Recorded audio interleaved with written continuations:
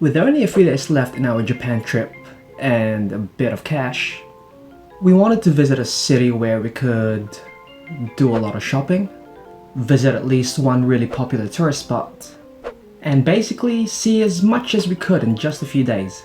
We've already gone 4 episodes without mention of Japan's capital, so it should be no surprise that the last stop in our Japan trip is Tokyo.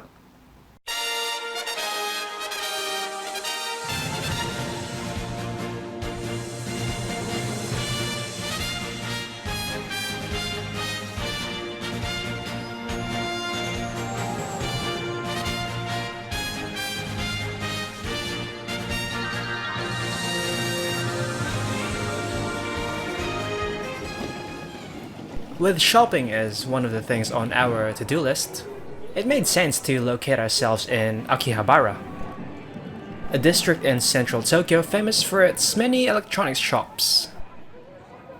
So when you're on holiday, it can be pretty difficult deciding what to buy. The easiest option could have been to spend our money on random souvenirs which we neither needed nor wanted, yet they somehow almost compelled us to buy them. Another option was to focus our attention specifically on a rather popular franchise.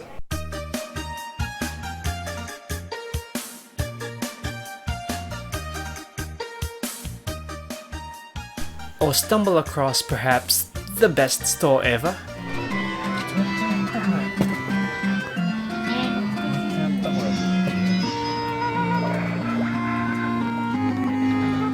So overwhelmed was I by all the options that I ended up just buying a whole stack of Kit Kats, which, if you didn't know, come in over 200 flavors in Japan. This insane variety of flavors is apparently Nestle's answer to the competitive convenience store industry in Japan. Nestle. So competitive I bet you didn't know they owned Maggi. Most notably known for their instant noodles, but nonetheless offer other products like fish pie, a recipe based best served with tuna. Tuna, like the ones we saw at one of Tokyo's most popular tourist spots. Tsukiji Fish Market. Due to its immense popularity and limited spaces for visitors, we managed to just secure a spot by arriving at stupid o'clock in the morning, waiting for at least 2 hours in what felt like an evacuation center, and then hurried along as we were constantly on the verge of being run over, just to get the chance to watch the illustrious tuna auction.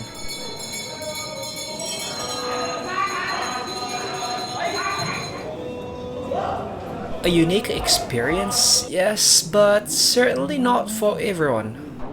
Especially if you don't like waiting in line for 2 hours, only to experience 10 minutes of the actual attraction. Which, if you think about it, is basically the same thing as going to a theme park.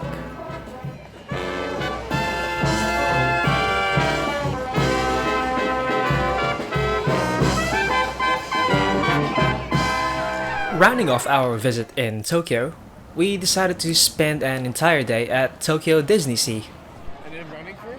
First impressions, disregarding the large crowd.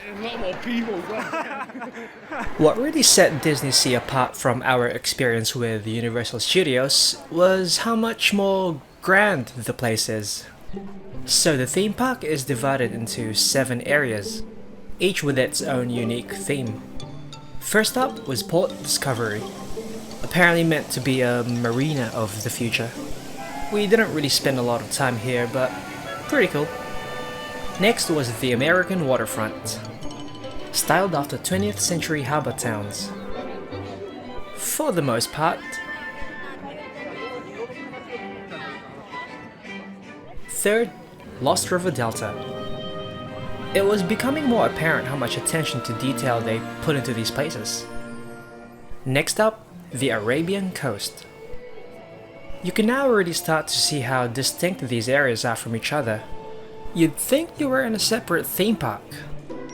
Even the food was themed. The fifth area? Mermaid Lagoon, which surprised us with how much more impressive it was on the inside. Pretty cool area. Sixth, we're getting there.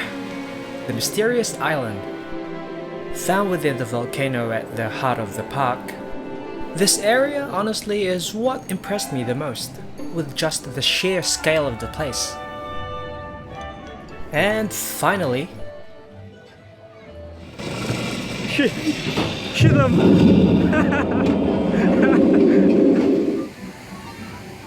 The Mediterranean Harbour.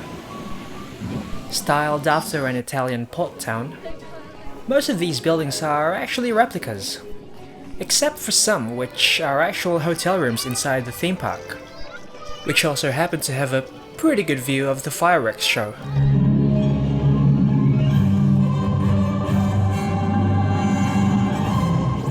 Must have taken whoever designed it a lot of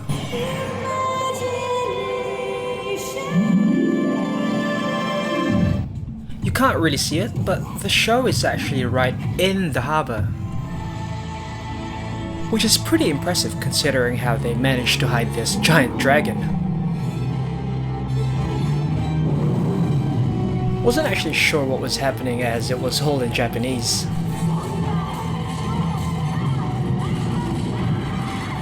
But hey, fireworks!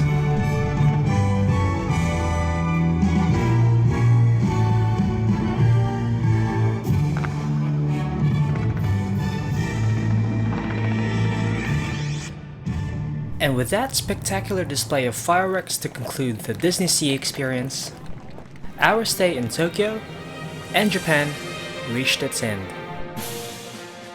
Looking at Tokyo one last time from an epic vantage point, we were reminded of all the other cities we visited. Nagoya, setting foot in Japan for the first time and getting bewildered by everything.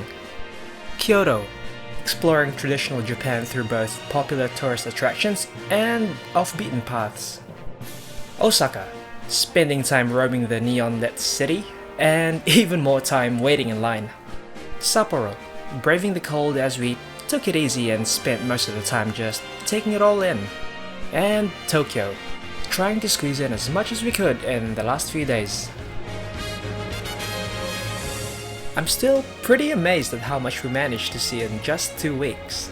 It was great to finally get the chance to broaden our horizons. Will we come back to visit again? Most likely. Thanks for sticking around as we journeyed through Japan in a fortnight.